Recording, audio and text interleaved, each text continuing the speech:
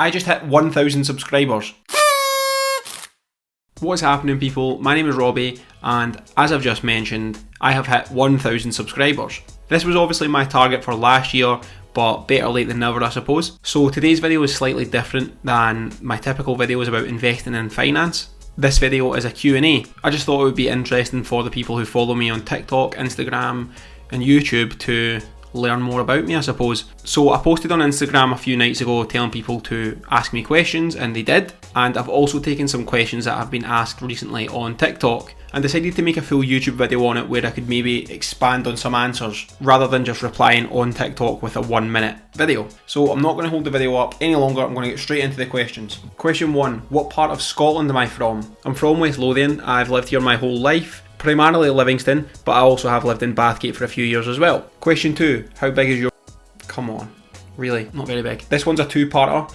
What age did you start investing, and do you have a set amount you invest each month? So I started investing in 2017, I believe. It might have been late 2016. So the first proper investment I ever made was opening up a stocks and shares ISA, where I would invest £100 a month into index funds. I learned what an index fund was through a book called Money Master the Game, which is up there.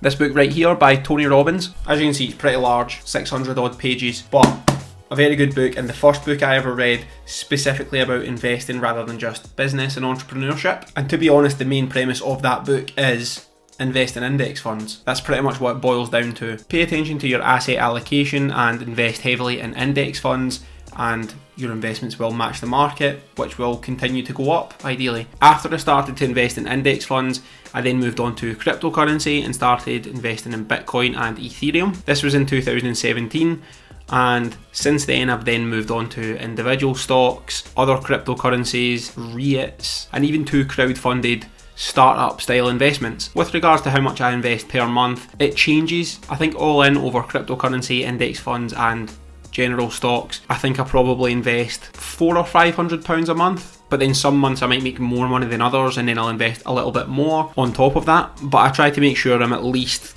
say, £400 or £500 a month being invested. Are you still in property? So last week's video was about property and how I made £46,000 on my first deal. Am I still in property? I mean, technically no. I sold my previous flat, I sold that property that I renovated, and I only own my current house that I live in. However, I am involved in various Facebook groups, mastermind groups. I'm on Rightmove every morning, every afternoon. I still network with a lot of people involved in property, and I am sitting on cash waiting to invest in some buy-to-lets, but I don't want to invest in a property just because it's there. I want to make sure I make a good investment. So if that means waiting for a period of time for a good deal to show up, then I'm going to wait. So yes, I am still active in property and I'm still on the hunt for a property, but right now the only property I own is my own home. Are you a millionaire? I think that's a relatively common one for people who are involved with investing and talk openly about investing. No, I'm not a millionaire. Far from it, actually. I'm not going to say what my net worth is, but be sure it is not £1 million or anywhere near it.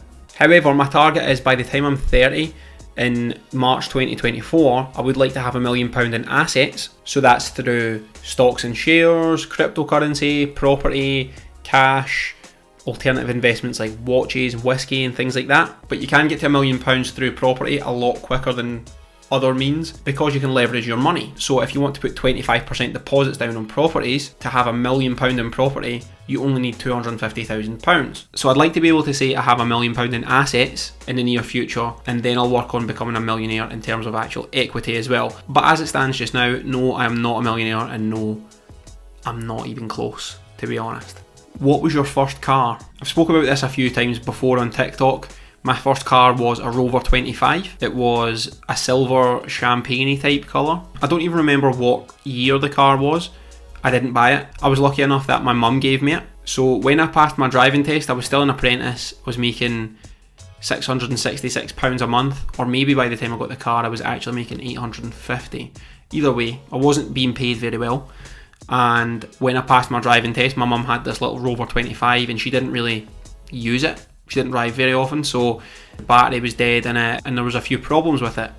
Basically, my mum told me when I passed my test I could have the car if I got all the issues fixed with it and get it back on the road, get it insured and taxed and things like that. And the other condition was that we would share it. If she did need the car, then she would use it. But for the most part, it would be mine's. It wasn't a very reliable car. It done 0 to 60 in 3 to 5 working days. It would make a very loud, high-pitched screeching noise, which a lot of my friends will remember. If I was ever going to pick anyone up, they would know I was there before I made it to their door because they could hear the car coming down the street. I had that car for probably about 9 months to a year, and then I got a Vauxhall Corsa, which seems to be a rite of passage for all young men in Scotland.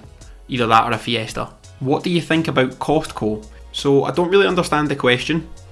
What do I think of Costco as a shop or as an investment? I have no idea about investment wise. I've never looked into Costco.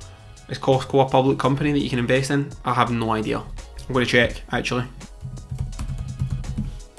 It is a public company and it is down 11.3% in the last month. Okay. I have no idea regarding Costco's stock. Costco as a shop, I don't really rate it.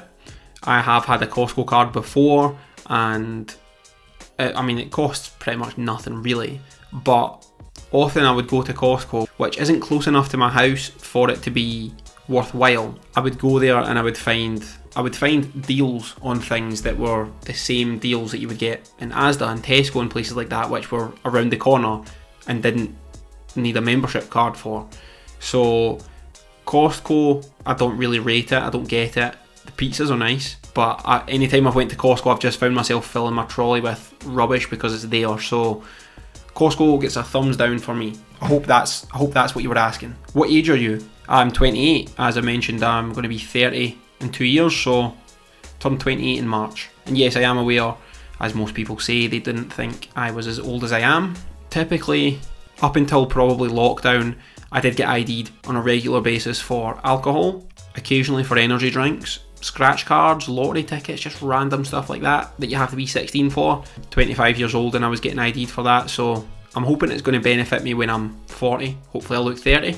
But yeah, 28 years old. Thoughts on Amazon FBA? So Amazon FBA, that is fulfillment by Amazon, and it's essentially, from my understanding, if you own a business or you own products that you want to sell on Amazon, you can send a full pallet of them to Amazon and Amazon will fulfill that. Whenever orders come through Amazon, they'll send the orders out. You don't need to send all of the individual packages out.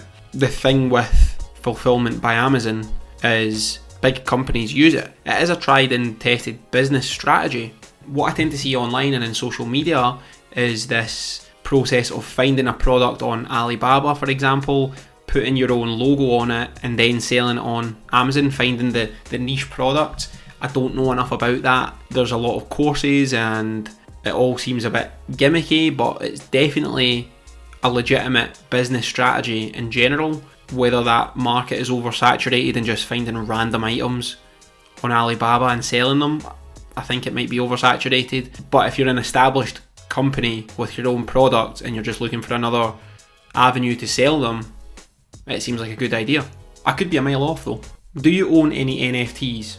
No, I do not. So I did buy one NFT before. It was meant to be a lonely alien, which I hadn't heard of. I just bought it because I wanted to say I had an NFT and see what happened, try and figure out how it worked, but it was a fake. So all this talk of the fact that it's non-fungible, apparently it's fungible because I bought the wrong one. Lonely aliens have a little blue tick, like on Instagram and Twitter and things like that, to say it's the real deal, and I had obviously clicked on a profile that was selling fake ones, bought it for $50.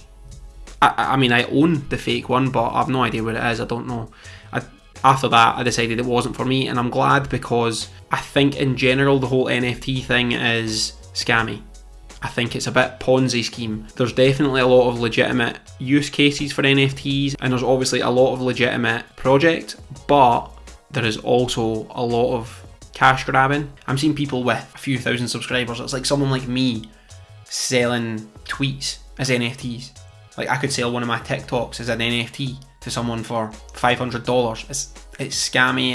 It's a bit like the Wild West still, and I don't want to be involved in it, even though there has been a lot of money to be made in it. As of recently, there's a lot of money to be lost in it as well. So yes, I do own one NFT. It's a fake lonely alien. I don't know what it is, so let's just say no. I don't own any NFTs. What is your dream car or your dream 2-car garage? My dream car, so if I was to get a dream 2-car garage or my dream car, those are two different scenarios.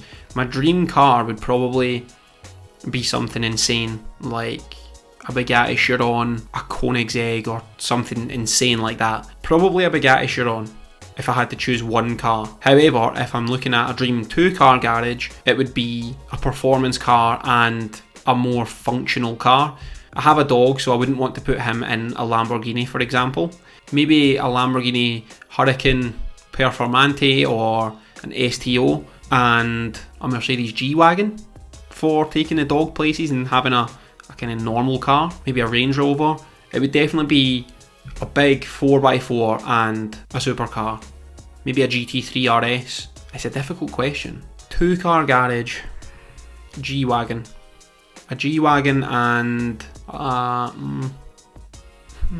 let's go Lamborghini. A Huracan STO. Yeah, G-Wagon and a Lamborghini Huracan STO would be my dream 2-car garage. But then there's also things like rare cars like Porsche Carrera GTs, Ferrari F50s, classic cars. I think from a purely enjoyment perspective rather than an investment perspective, it would be the Lamborghini and the G-Wagon. But maybe the dream car I'd maybe change to like a Carrera GT. No, scrap that. Bugatti Chiron, dream car. G-Wagon and Lamborghini, dream 2-car garage. Final answer. And the last question of the video, what business person or people do you look up to? That's quite a difficult question. There's people like Warren Buffett, for example, who has obviously invested wisely for a long time. A lot of people say Elon Musk, but Elon Musk is very cool and what he's done is amazing, but it's like so grand and so much money that it's like my brain can't connect to it, if that makes sense. Alan Sugar, I mean, he's mega rich as well, but I like the people who have come from humble beginnings where they've invested their money wisely, started a few businesses. Alan Sugar's a good one because he makes a lot of money from property, which is what I'm mainly interested in. Warren Buffett obviously as well, because I'm interested in stocks and shares. But then there's other people who I find very interesting who are a lot closer to normal. People like Yanni from Yanimize definitely has a lot of money and is doing very well for himself, but he isn't Elon Musk, Warren Buffett level. It seems almost achievable. For some reason, I really like Ryan Serhant from $1 Million Listing, New York. I find him quite motivating. Tom Hartley, the car dealer, his story's pretty interesting. I believe he has some traveller roots in him, and he started to buy and sell cars when he was younger, and if you look on his Instagram, him and his son Carl's Instagram, they sell the top tier of luxury cars, supercars. I find that interesting as well. People who have just worked their arses off to get where they are. The reason that I don't say Warren Buffett as well is because he's had time on his side to get to the sheer amount of money he has, so that disconnect happens again, like I said with Elon Musk, but he's had like 100 years to get the amount of money that he has. But yeah, people that I can associate with, people that I think maybe I could do that, whereas becoming a billionaire is highly unlikely. Becoming a multi-millionaire, it's possible. So there isn't specific people as such that I look up to business-wise, but generally people who have started from nothing or almost nothing and have achieved multi-million pound businesses, those are the people who I find the most interesting and take the most inspiration from. And that's all the questions we have. Thanks everyone for asking the questions.